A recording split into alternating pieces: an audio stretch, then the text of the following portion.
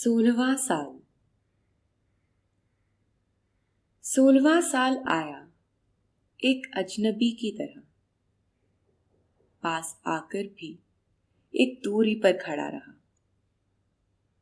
मैं कभी चुपचाप उसकी ओर देख लेती, वह भी मुस्कुराकर मेरी ओर देख लेता।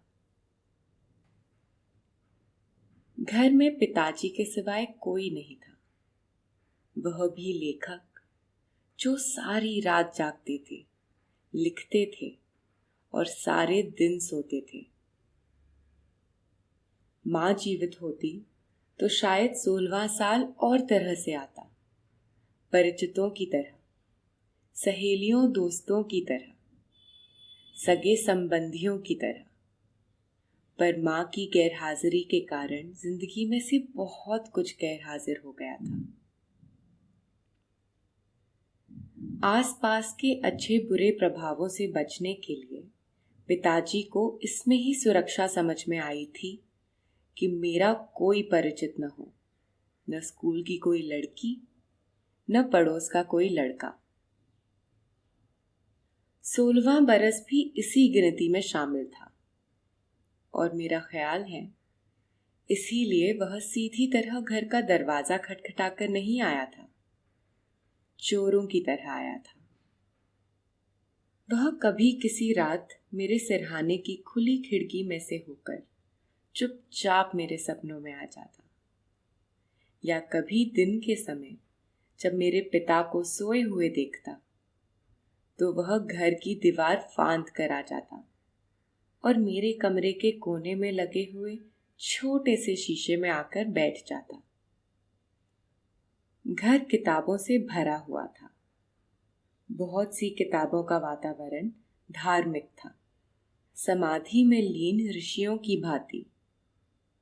पर कई ऐतिहासिक पुस्तकों का वातावरण ऐसा भी था जिनमें किसी मेनका या उर्वशी के आगमन से ऋषियों की समाधि भंग हो जाती थी। यह दूसरे प्रकार की पुस्तकें ऐसी थीं जिन्हें पढ़ते समय उनकी किसी पंक्ति में से निकलकर अचानक मेरा 16वां बरस मेरे सामने आ खड़ा होता था।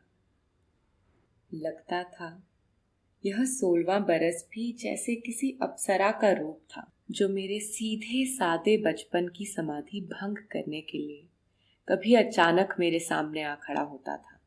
कहते हैं ऋषियों की समाधि भंग करने के लिए जो अप्सराएं आती थीं, उसमें राजा इंद्र की साजिश होती थी।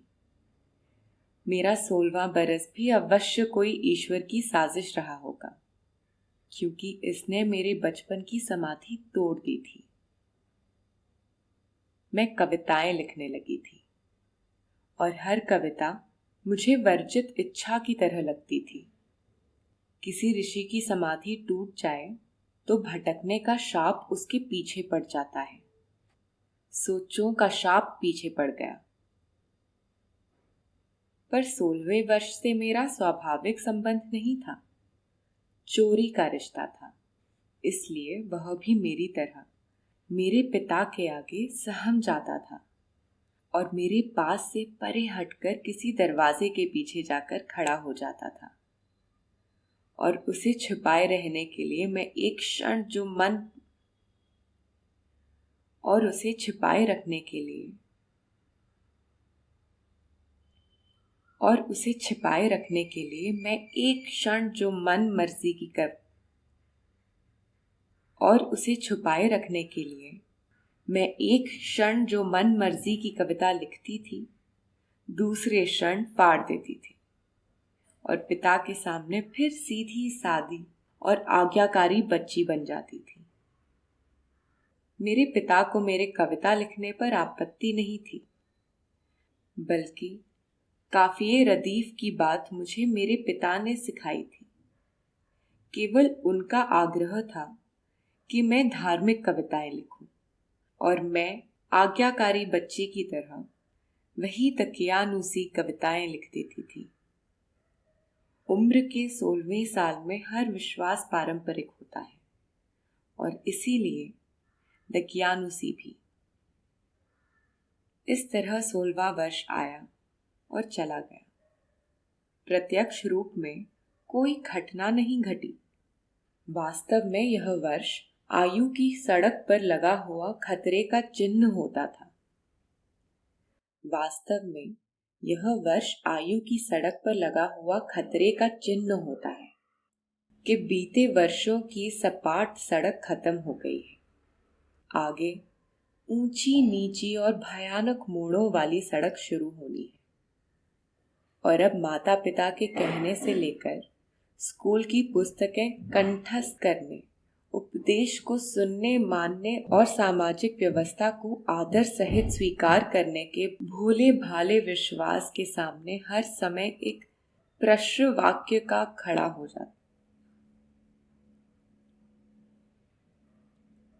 और सामाजिक व्यवस्था को आदर सहित स्वीकार करने के भोले भाले विश्वास के सामने हर समय एक प्रश्न वाक्य आ खड़ा होगा। इस वर्ष जाना पहचाना सब कुछ शरीर के वस्त्रों की तरह तंग हो जाता है। होंठ जिंदगी की प्यास से खुश्क हो जाते हैं। आकाश के तारे, जिन्हें सप्तऋषियों के आकार में देखकर दूर से प्रणाम करना होता था, पास जाकर छू लेने को जी करता है। इर्द गिर्द और दूर पास की हवा में इतनी मनाहियां और इतने इनकार होते हैं और इतना विरोध कि सांसों में आग सुलग उठती है। जिस हद तक यह सब औरों के साथ होता है, मेरे साथ उससे तिगुना हुआ। एक आसपास की मध्य श्रेणी का फीका और रस्मी रहन सहन, दूसरे मां के न होने के कारण हर समय मनाहियों का सिलसिला, और तीसरे पिता के धार्मिक अगुआ होने की हैसियत में मुझ पर भी अत्यंत संयमी होकर रहने की पाबंदी। इसलिए 16वें वर्ष से मेरा परिचय उस असफल प्रेम की तरह था जिसकी कसक सदा के लिए कहीं पड़ी रह जाती है, और शायद इसीलिए वह 16वां वर्ष भी अब मेरी जिंदगी के हर वर्ष में कहीं न कहीं शामिल है। इसके रोष का पूरा रूप मैंने उसके बाद कई बार देखा था। 1947 में देश के विभाजन के समय भी देखा।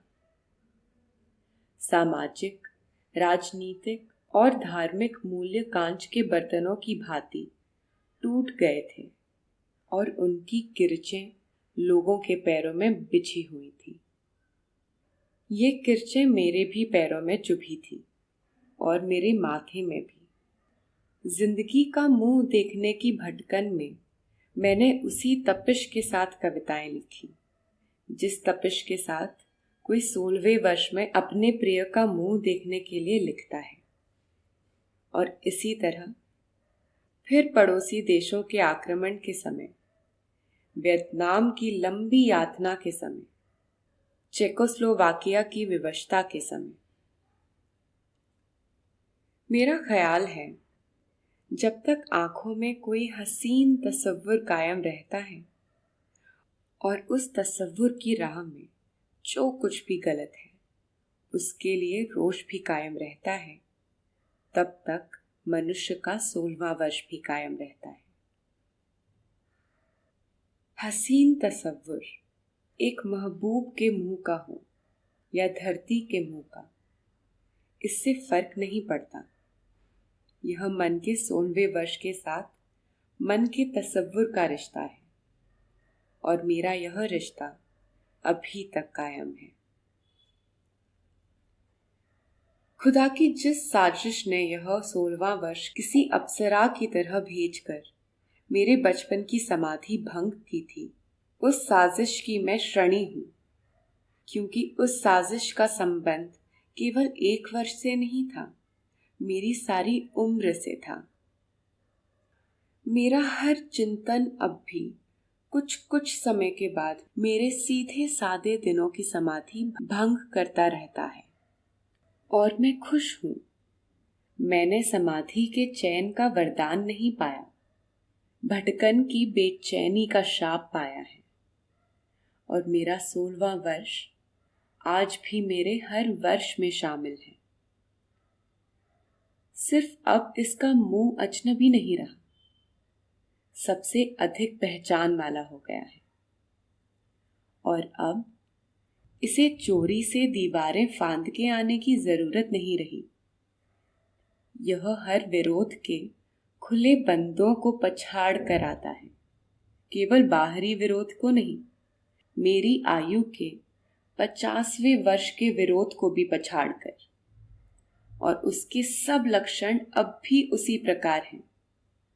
जब भी इर्द गिर्द का सब कुछ तन के कपड़ों की भांति रूह को तंग लगता है, होंठ जिंदगी की प्यास से खुश्क हो जाते हैं, आकाश के तारों को हाथ से छूने को जी करता है, और कोई अन्याय चाहे दुनिया में किसी से और कहीं भी हो, उसके विरुद्ध मेरी सांसों में आग सुलग उठती है।